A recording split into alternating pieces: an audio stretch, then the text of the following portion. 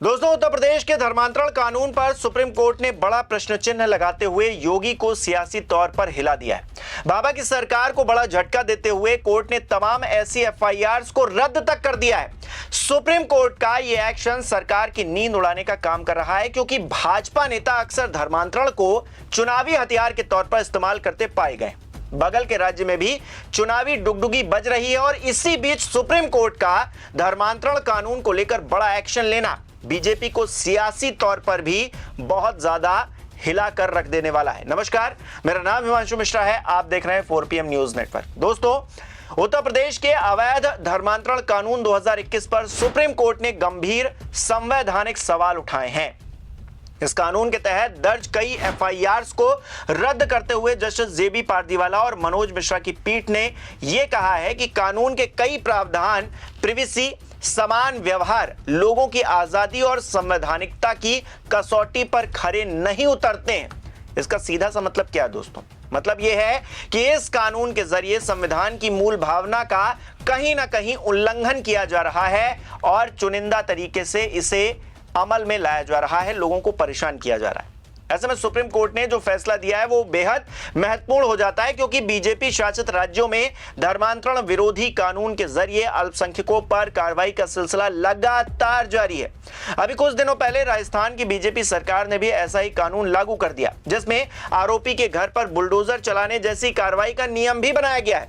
लेकिन इस बीच supreme court ने योगी सरकार को जबरदस्त तरीके से झटका दे दिया है। सुप्रीम कोर्ट ने साफ तौर से कह दिया है कि धर्म परिवर्तन से पहले और बाद में अनिवार्य घोषणाओं की वैधानिक प्रक्रिया बहुत ज्यादा बोझिल है और इसमें राज्य की जरूरत से ज्यादा दखलंदाजी व्यक्तिगत आस्था और गोपनीयता के अधिकार से टकराती है।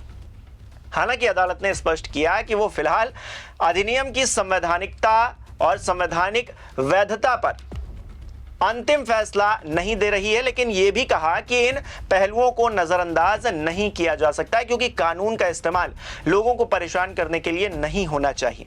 दोस्तों, जिस मामले की सुनवाई के दौरान कोर्ट ने ये तल्ख बातें कही हैं, वो प्रयागराज स्थित Sam Higginbottom university of agriculture, technology and sciences के कुलपति राजेंद्र बिहारी लाल और निदेशक विनोद बिहारी लाल से जुड़ा हुआ मामला है। इन पर अवैध धर्मांतरण के आरोपों के तहत मुकदमे दर्ज किए गए थे। अदालत ने इन सभी एफआईआर्स को यह कहते हुए रद्द कर दिया कि शिकायत दर्ज कराने वाला व्यक्ति उस समय विधि अनुसार अधिकृत पक्ष नहीं था। सुप्रीम कोर्ट ने कहा है कि 2021 के कानून की धारा 8 और 9 में धर्म परिवर्तन से पहले और बाद की घोषणाओं तथा पुलिस जांच की अनिवार्यता निजता और व्यक्तिगत स्वतंत्रता के संवैधानिक ढांचे के विपरीत लगती है।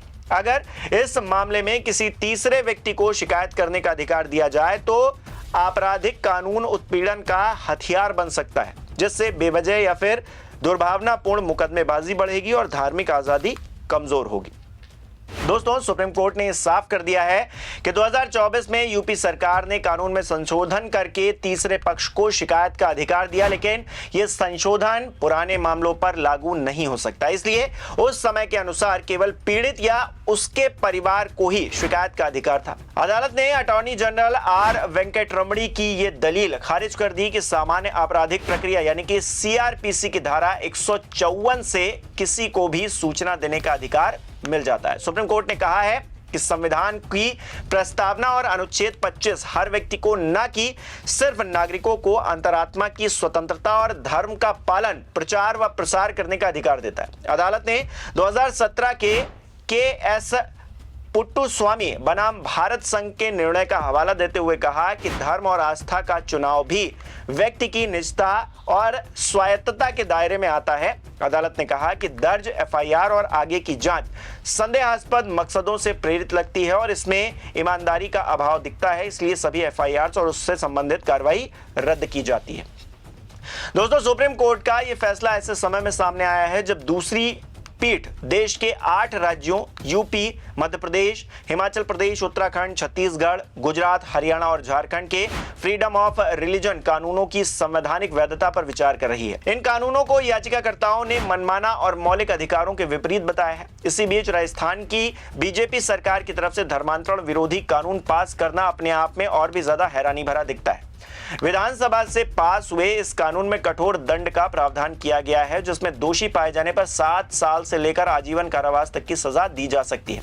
आरोपी का घर बुलडोजर से गिराने का प्रावधान भी किया गया है। इस कानून के तहत अगर कोई व्यक्ति बलपूर्वक, छलपूर्वक, लालच देकर, धमकी या शादी के नाम पर धर्म परिवर्तन करवाता है तो उसे जेल और जुर्माने की कठोर सजा हो सकती है। सामान्य मामलों में 7 से 14 साल तक की कैद और 5 लाख रुपए तक का जुर्माना। लेकिन अगर पीड़ित महिला है, नाबालिग, अनुसूचित जाति, जनजाति समुदाय या दिव्यांग है तो फिर सजा 10 से लेकर 20 साल तक हो सकती है। जुर्माना भी बढ़कर डबल यानी कि 10 लाख तक हो सकता है। वहीं मास कन्वर्जन यानी कि सामूहिक धर्मांतरण के मामलों में आजीवन कारावास तक की सजा हो सकती है। सरकार का इसे लेकर कहना है कि यह कानून राज्य में धार्मिक सौहार्द और सामाजिक संतुलन बनाए रखने के लिए जरूरी है, जबकि विपक्ष का आरोप है कि यह नागरिकों की निजी आस्था और निजता के अधिकार का उल्लंघन करता है। कानून लागू होने के बाद अब पुलिस और प्रशासन को ऐसे मामलों में तुरंत कार्रवाई का अधिकार मिल गया है, यानी कि बिना मजिस्ट्रेट के आदेश के भी गिरफ्तारी हो सकती है और संपत्ति जब्ती भी हो सकती है। ऐसे में आपकी इस पर क्या राय है, हमें कमेंट बॉक्स में जरूर बताएं। धर्मांतरण का ये कानून क्या सही है आपके लिए या फिर गलत है? जो भी आपकी राय है बताइएगा जरूर। इस वीडियो को लाइक करना, शेयर करना मत भूलिएगा। हमारे चैनल को सब्सक्राइब नहीं किया है तो वो भी जरूर कीजिएगा। हमें समाज तोड़क, समाज के दुश्मन उन लोगों से सावधान होना होगा जो लगातार सामाजिक खाई को तोड़फोड़ करने का कार्य कर रहे हैं, सामाजिक खाई को चौड़ा करने का कार्य कर रहे हैं।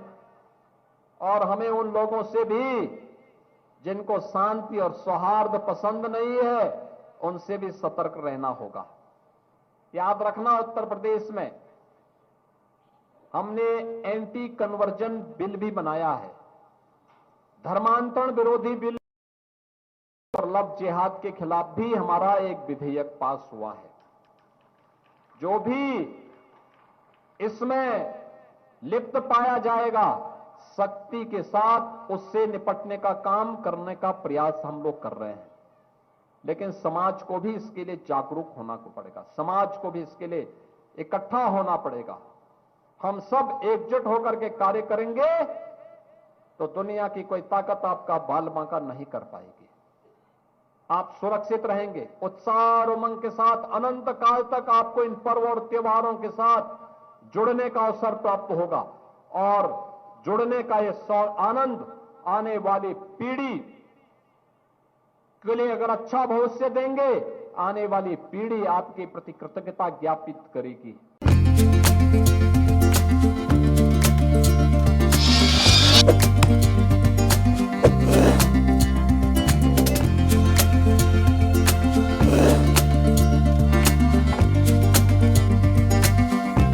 We'll be right back.